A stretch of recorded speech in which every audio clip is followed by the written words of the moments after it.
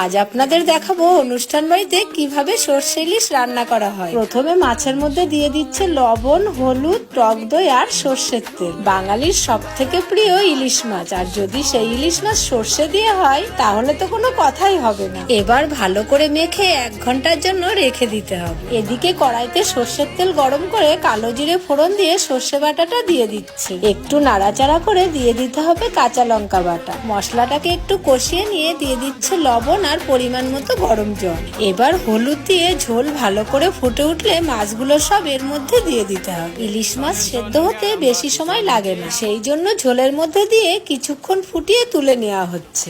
ইলিশ মাছ এমনই একটি মাছ যেটা রান্না করতে বেশি মশলার প্রয়োজন হয় না। বেশি মশলা ব্যবহার করলে মাছের নিজস্ব স্বাদটাই নষ্ট হয়ে যায়। এদিকে ঝোলের মধ্যে চেরা কাঁচা লঙ্কা দিয়ে মাছের উপর থেকে দিয়ে দিলেই রান্না রেডি। ভিডিও দেখতে দেখতে সাবস্ক্রাইবের কথা কিন্তু ভুললে চলবে না।